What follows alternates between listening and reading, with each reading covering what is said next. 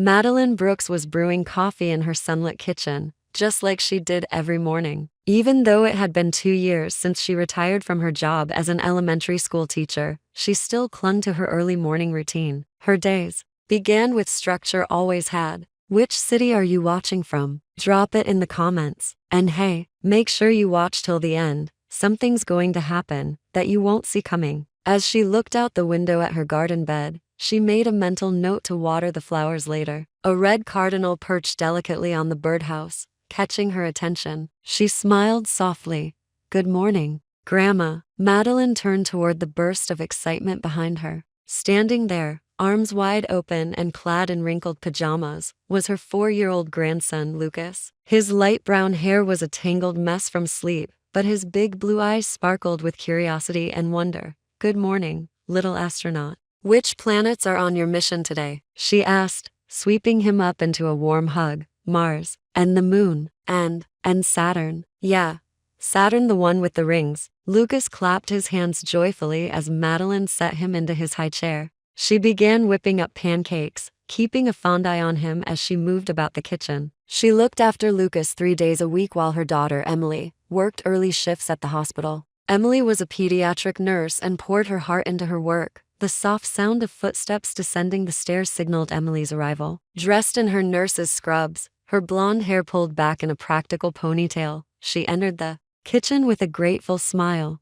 Morning, Mom. You made breakfast again? Thank you. Seriously. Emily leaned in and kissed Madeline on the cheek, then poured herself a cup of coffee and gently tousled her son's hair. Are you being good today, buddy? Not giving Grandma a hard time? I'm gonna be an astronaut, Lucas declared proudly. Emily smiled, though Madeline noticed the exhaustion tucked behind her daughter's eyes. Has Eric come home yet? Emily asked while sipping her coffee. Madeline flipped a pancake. He got in late last night. I heard the car around 1. He's probably still asleep upstairs. Emily's face darkened slightly. Probably another issue at the site. Eric was Emily's husband. He worked as a site supervisor for a local construction firm. They'd been married for 3 years. Eric was a tall, solid man who had earned Madeline's respect with his hardworking and quiet demeanor, at least until recently.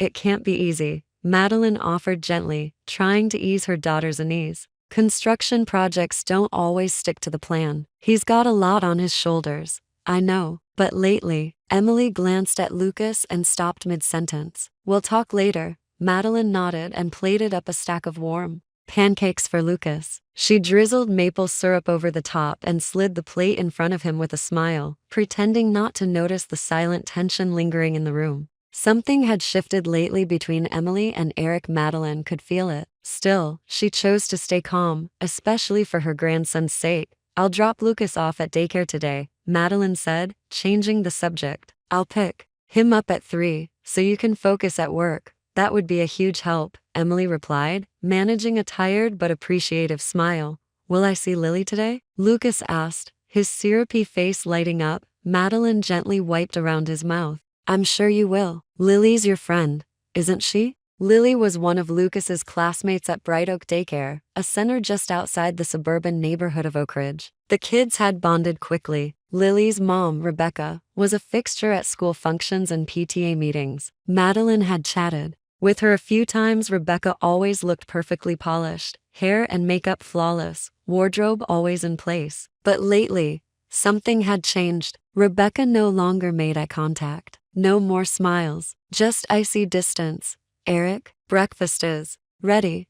Emily called up the stairs. No reply. Madeline caught the flicker of disappointment on her daughter's face. Let him rest, she said softly. He must be tired.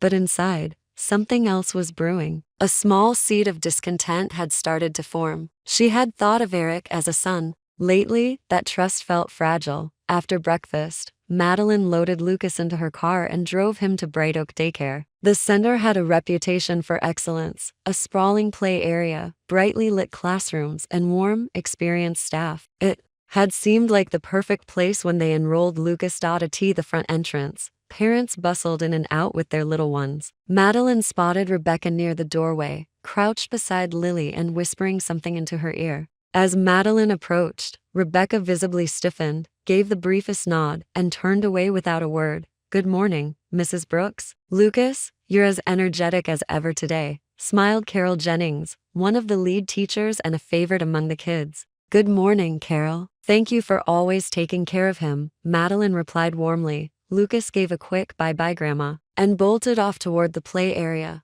On the drive home, Madeline glanced at her phone and noticed a message from Emily.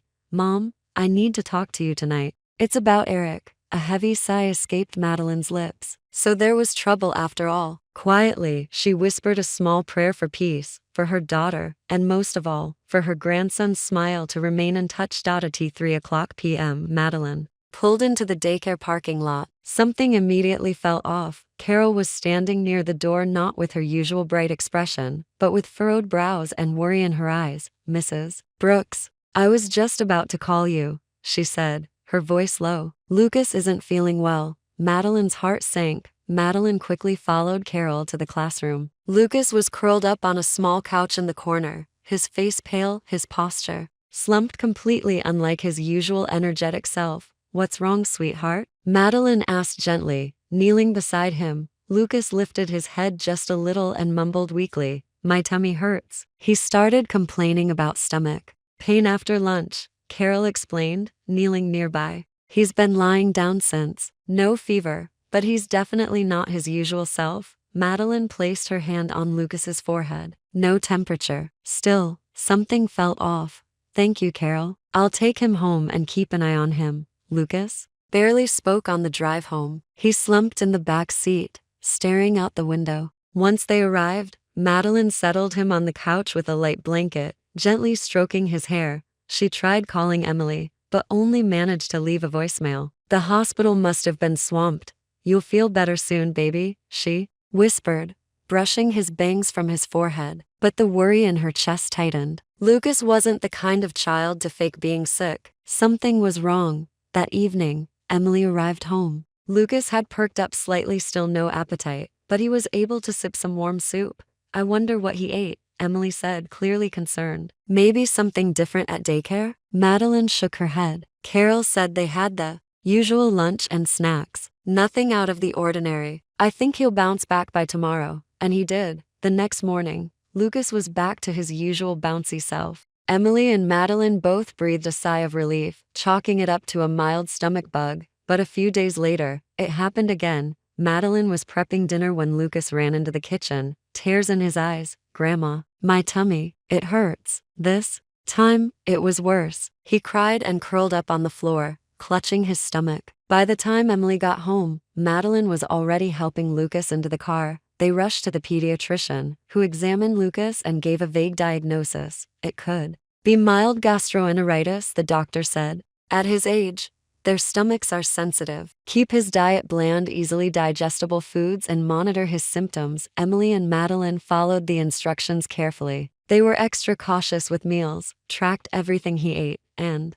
for a few days, Lucas seemed fine. Still, something about it didn't sit right with Madeline. That Thursday was parent observation day at Bright Oak. Since Emily had a surgery scheduled, Madeline volunteered to go. She arrived to a room buzzing with parents. Lucas sat in a circle with his classmates, happily singing along to a group song. For a moment, Madeline smiled, feeling reassured. Then, she saw her. On the far side of the room, standing apart from the other parents, was Rebecca. Her expression wasn't warm or proud like the others. She was staring directly at Madeline and Lucas. Her eyes held something cold, a flicker of contempt, resentment even. Madeline looked away, suddenly uneasy. When snack time arrived, Madeline's attention returned to Lucas. He sat beside Lily, who offered him a small, wrapped treat. Lucas smiled and accepted it. Madeline couldn't hear what they were saying, but something about the moment sent a strange chill down her spine. Carol also seemed to notice. She approached Lily and said something quietly. Lily laughed and responded loudly enough for Madeline to catch. "My mommy gave it to me." After the event ended and most parents had left, Carol approached Madeline quietly. "Mrs. Brooks, could I have a word?" They stepped aside.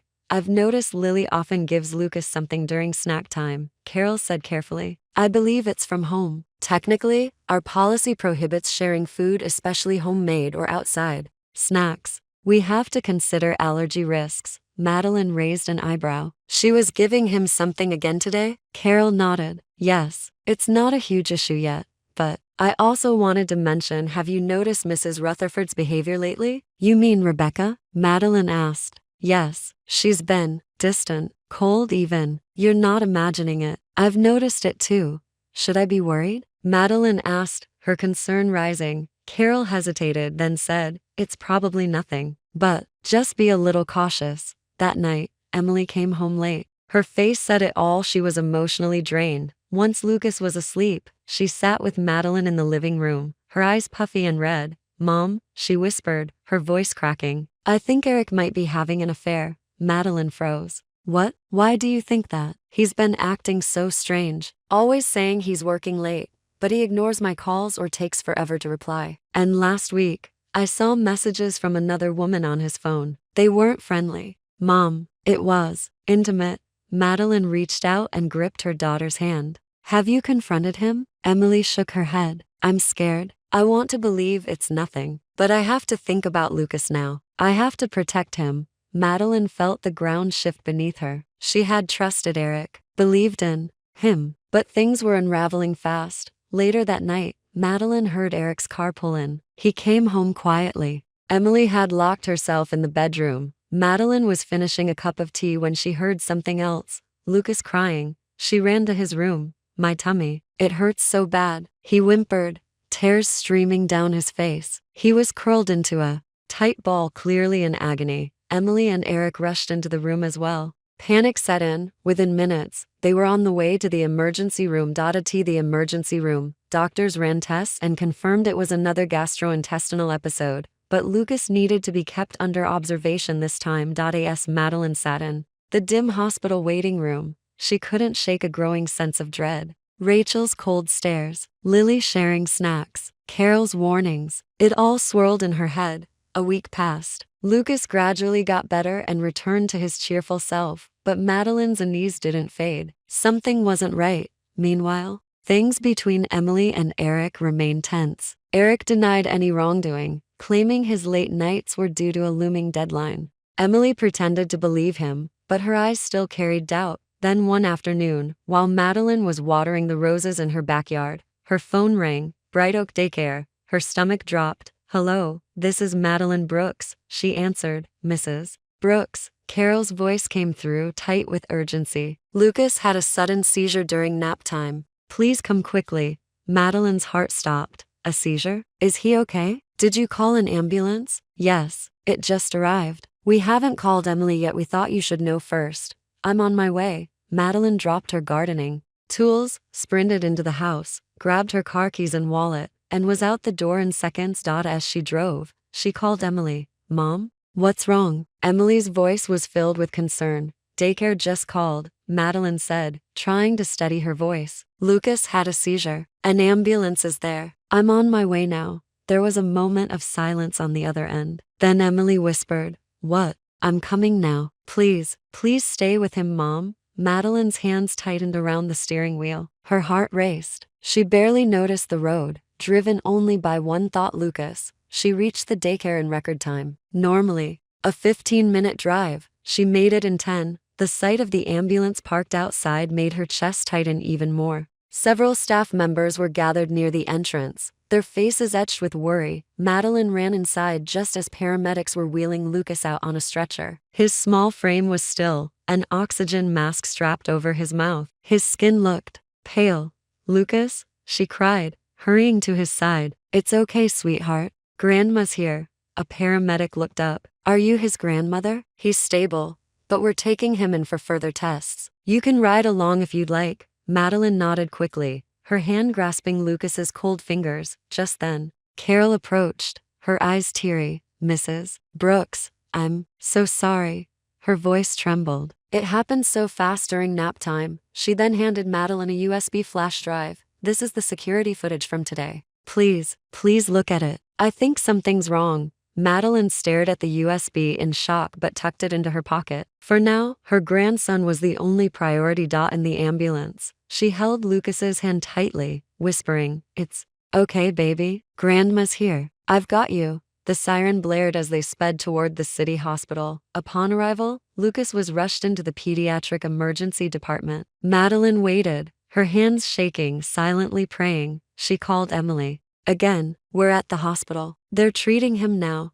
I'm on my way, Emily shouted through the phone, breathless. 20 minutes later, Emily burst into the hospital lobby, still in her scrubs, her face filled with panic. Mom, how is he? The doctors say he's stable. They're still running tests, Madeline replied. At that moment, a doctor in a white coat approached. Are you the Brooks family? Yes, Emily said urgently. I'm his mom. Is Lucas okay? He's stable. The seizure has passed and he's waking up. Based on initial tests, it appears to have been an allergic reaction. Likely something he ingested, possibly peanuts. Emily looked shocked. Peanuts? He's never had a reaction before. The doctor nodded. Sometimes the first exposure triggers a strong reaction. We're treating him with fluids and antihistamines. Once we confirm his allergies, you'll need to avoid certain foods. But for now, he's out of danger. Relief washed over both women, but Madeline's mind was racing. She remembered the USB. I'd like to see him, Emily said softly. Of course, the doctor replied. He's a little drowsy, but you can go in. Just as they were walking back, Eric arrived. His face was flushed and he was clearly out of breath. Is he okay? He asked, running toward Emily. He's stable. It was an allergic reaction, she told him. Eric hugged her tightly, but Madeline stood slightly apart, her gaze fixed and heavy. She couldn't shake what Carol had said. Later, while Eric and Emily were with Lucas in his room, Madeline sat in the hospital lobby and took out her laptop. She inserted the USB. The surveillance footage loaded. It was from that morning snack time. She saw Lucas sitting at his usual table, chatting with Lily. Then it happened. Lily reached into her backpack, pulled something out, and handed it to Lucas. It's a special cookie, but it's a secret. Lily's tiny voice came through. Lucas smiled and ate it. Madeline froze. Her breath caught as she noticed someone else in the frame standing at the back of the classroom. Rebecca Rutherford. She was watching the children. And when Lily handed the cookie to Lucas, Rebecca gave a faint nod. Madeline's blood ran cold. It wasn't an accident. She grabbed her phone and called the police. The police arrived at the hospital about 20 minutes after Madeline's call. A seasoned female detective named Linda Carter and a young male detective, Michael Jensen, met her just outside Lucas's hospital room. May we see the footage? Detective Linda asked, her voice calm but commanding. Madeline opened her laptop and played the video. The detectives watched closely, especially the part where Lily handed Lucas the cookie, and Rebecca, standing in the background, nodded subtly. This definitely warrants an investigation, Linda said gravely. Have the test results come in? Not yet, Madeline replied. Just then, a doctor walked up, clipboard in hand. Mrs. Brooks, we've received the results. Lucas showed a strong allergic reaction to peanuts. Peanut protein was clearly detected in his system. Madeline gasped. But we've never given him peanuts. Emily and Eric didn't even know he had an allergy. Sometimes allergic reactions occur during the first exposure, the doctor explained gently. He'll need to avoid peanuts from now on. But thankfully his reaction was caught early and he's stable now, Linda nodded. Between the footage and these results, we're moving forward. We'll be contacting the daycare and Mrs. Rutherford. Immediately, Detective Michael left to gather more evidence at Bright Oak Daycare. Meanwhile, Detective Linda headed directly to Rebecca Rutherford's home. Back at the hospital, Emily and Eric sat silently as Madeline explained what was happening. Emily's face went white. What? Someone intentionally gave him peanuts? Why? Why would she? Madeline's heart ached seeing her daughter so broken. She held Emily tightly. I don't know, but the police will figure it out. In truth, one suspicion had already taken root in her heart. Could Rebecca be the woman Eric had been involved with? Hours later, Detective Linda returned. Her face was serious. She denied everything at first, she said. But once we showed her the video, she admitted to telling Lily to give Lucas the cookie. Emily's hands flew to her mouth. Oh my God. She said she only wanted the kids to become friends. Linda continued that her daughter knew nothing. But we also checked her phone. She paused. We found inappropriate messages between her and Eric. The room fell silent. Emily's knees buckled and she sat down slowly. Eric, her voice was barely above a whisper. Is it true? Eric didn't answer. He looked at the floor ashamed. Eric, is it true? she asked again, louder this time. He gave a small nod. Detective Linda cleared her throat. He's being taken in for formal questioning. Later that evening, Eric sat in an interrogation room, his head in his hands, tears streaming down his face. I told her it was over, he said, voice shaking. I told her I wanted to focus on my family. I never thought she would hurt my son. Meanwhile, in another room, Rebecca sat with her arms crossed. Her tone was cold. He said he'd leave her. He promised he would be with me, she hissed. But then he backed out. I wanted to hurt her the way he hurt me. Did you know Lucas had a peanut allergy? Linda asked sternly. I didn't think it would be serious, Rebecca mumbled. I thought he'd just get sick. I didn't think he'd end up in the hospital. Detectives later spoke with Lily gently. The little girl, sobbing, said, Mommy told me it was a special cookie. I wanted Lucas to like me. Tests confirmed Lucas had a severe allergy. The doctor warned that next time, the reaction could be deadly. Rebecca was arrested for intentional harm and child endangerment. The daycare was also investigated for lack of supervision, especially for allowing outside snacks and missing warning signs during Parent Observation Day. Madeline and Emily were relieved that Lucas had survived. But the betrayal had left deep scars. Emily, devastated, refused to see Eric. I don't even want to look at him, she whispered in the hospital lobby. Lucas was discharged that night, and Emily decided to take him to Madeline's home for recovery. Eric, though released by the police, did not return home. He went to stay with his parents. You broke my trust, Emily said when they parted. You endangered our son. I need time. Eric could only nod, his face full of shame and regret. Madeline welcomed Emily and Lucas with open arms, but the weight of everything that had happened stayed heavy on her chest. She couldn't protect her grandson from everything, and that guilt lingered. 1 month later, late November brought golden leaves swirling across the garden outside Madeline's window. She sat at the kitchen table, sipping her morning coffee, her gaze distant. Emily and Lucas had been staying with her ever since that terrifying day. The quiet of the morning was suddenly broken by the sound of small feet racing down the stairs. Grandma? Will I see Daddy today? Madeline turned, smiling gently as Lucas climbed into her lap. Yes, sweetie. Daddy's coming at noon. Eric had started visiting twice a week. While things between him and Emily were still tense, he was making an effort to be present. He had also started attending counseling. One day, Lucas had asked a question that left Emily speechless. Is Daddy a bad person? Madeline had answered softly. Daddy made a mistake, but he still loves you very much. Emily was slowly finding her strength again. She had taken leave from work, but was now preparing to return the following week. As she poured herself a cup of coffee, she spoke without looking up. Mom, I got a call from the court. Madeline looked at her. Rachel's sentencing is complete. Rachel Rutherford had been found guilty. The court sentenced her to probation, community service, and mandatory psychological counseling. In court, she had spoken in a trembling voice. I was blinded by my emotions. I hurt an innocent child. I don't expect forgiveness. Lily had gone to live with her father and had been transferred to a new daycare. Lucas, too, was now at a different daycare and slowly returning to a normal routine. One afternoon, while shopping, Madeline ran into Lily and her father at the supermarket. Lily hid behind her dad when she saw Madeline, but eventually peeked out and stepped forward. Is Lucas okay? She asked quietly. Her eyes were full of innocence and sadness. Madeline knelt down, her voice kind. Yes, he's doing much better. Lily's father bowed deeply, tears in his eyes. She didn't know anything. I'm so sorry for everything. I understand, Madeline said, resting a hand on Lily's shoulder. She's not to blame. That evening, when she returned home, Eric was sitting on the living room floor, playing with Lucas. Emily sat on the couch, pretending to read, but Madeline noticed her stealing occasional glances at them, silent, conflicted. Eric had apologized again and again. He had begged for another chance. I want to make this right, he had told Emily. I want to earn back your trust, even if it takes time. But Emily wasn't ready, and Madeline understood. She too carried guilt for not seeing the signs